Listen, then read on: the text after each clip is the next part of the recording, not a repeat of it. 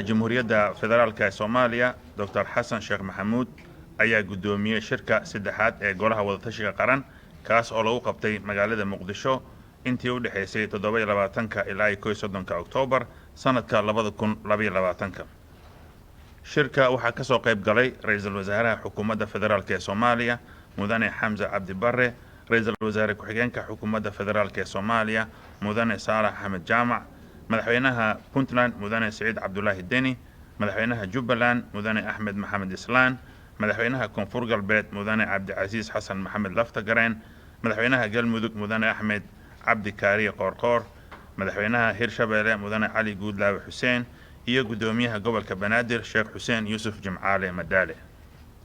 Ugu horeyn, Golaha Wadatashiga Qaran wuxuu tacsi u dirayaa shacabka Soomaaliyeed ehelada iyo qoysaskii ay ka baxeen dadkii ku shahiiday weeraradii argagixiso guud ahaan dalka, gaar ahaanna weerarkii 29 Oktoobar ee agagaarka Zobe magaalada Muqdisho. Sidoo kale, Goluhu wuxuu Ilaah uga baryayaa inta dhaawacantay inuu u boogadhayo, inta ku hanti beeshayna bedel khayr qaba Alle siiyo. Goluhu wuxuu cambaareynayaa gumaadka ay khawaarijtu ku hayso ummadda Soomaaliyeed ee muslimiinta ah. Bogaadin. Golaha Wadatashiga Qaran waxa uu bogaadinayaa guulaha isdaba joogga ah ay gaareen ciidanka qalabka sida oo kaashanaya kacdoonka shacabka Soomaaliyeed ee guud ahaan dalka laga ciribtirayo khawaarijta. Waxa uu ammaanay gargaarka bini'aadanimo iyo gurmadka dadka ay abaaruhu saameeyeen ay waddo xukuumadda federaalka ee Soomaaliya oo kaashanaysa shacabka, dowladaha xubnaha ka ah dowladda federaalka iyo beesha caalamka.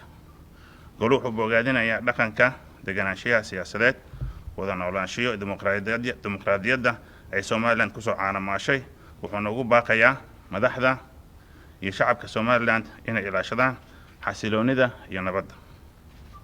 Waxa uu bogaadinayaa ganacsada Soomaaliyeed iyo dowladda Puntland ee hirgeliya dekedda Garacad oo noqotay isku tashi u dayasho mudan.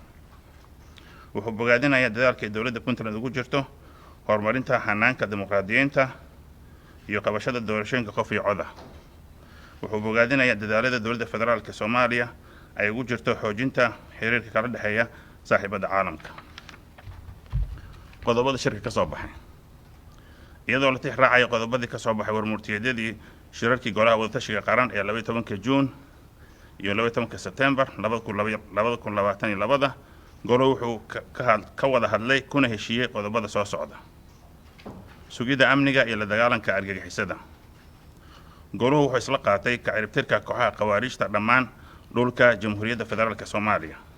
Goluhu wuxuu isku raacay in howlgallada la waafajiyo istaraatiijiyad qaran ee la dagaalanka khawaarijta la iskuna dubarido dadaalada kala duwan. Goluhu wuxuu isla qaatay dhaqangelinta heshiiska qaab dhismeedka amniga qaranka ee la saxeexay Abriil 2017. Wixii farsamo ahna waxaa ka shaqeyn doona guddi farsamo. Goluhu wuxuu dhiirigelinayaa dardargelinta qorshaha kala guurka ciidamada qaranka ay ka kala wareegayaan mas'uuliyadda amniga ciidamada Midowga Afrika ADMIS si dhammaystiran. Gurmadka abaaraha iyo la tacaalidda saameynta isbeddelka cimilada. Goluhu wuxuu diiradda saaray saameynta abaaraha soo noqnoqonaya ee dalka ka jira iyo raadka ay ku reebayaan habnololeedka bulshada Soomaaliyeed. Goluhu wuxuu hay'adaha gargaarka faraya dardargelinta gurmadka abaaraha. Goluhu wuxuu sidoo kale isla qaatay baahida weyn ee loo qabo maareynta iyo la tacaalidda saameynta isbeddelka cimilada iyo dhisidda kaabayaasha u adkeysiga aafooyinka. 3. Dardargelinta dib u eegista dastuurka. Goluhu wuxuu isla qaatay in mudnaan gaara la siiyo qodobada wadaxaajoodka siyaasadeed ee u baahan si loo dhammaystiro dib u eegista dastuurka kumeel gaarka. Goluhu wuxuu isku raacay in xukuumadda federaalka Soomaaliya iyo dowladaha xubnaha ka ah dowladda federaalka ay soo dhammaystiraan xubnaha ka dhiman guddiyada u xilsaaran dib u eegista dastuurka kumeel gaarka ah. 4. Dimuqraadiyiinta iyo doorashooyinka. In dalka laga dhaqangeliyo nidaamka xisbiyada badan iyadoo dib loo milixsanayo xeerarka xisbiyada iyo doorashooyinka. In dalka oo dhan laga hirgeliyo doorashooyin xor ah oo hufan kuna salaysan codbixiyayaal diiwaan gashan iyo xisbiyo u tartama golayaasha heerarka kala duwan. In dalka laga qabto 2 doorasho, mid heer federaal ah iyo mid dowladaha xubinta ka ah dowladda federaalka. 5. Jadwalka ay habraaca shaqo ee Golaha Wadatashiga Qaran. Goluhu wuxuu isku raacay inuu samaysto habraac shaqo oo qeexaya hanaanka loo marayo heshiisyada, qaab dhismeedkiisa, howlaha golaha qodobada wada xaajoojyada iyo dhaqangelinta go'aamada golaha goluhu wuxuu isku raacay in labada shir ee soo socda ay qabsoomaan December 2022 iyo Febraayo 2023 halkaas ayuu inooga dhan yahay warmurtiyeedkeena mahadsanidin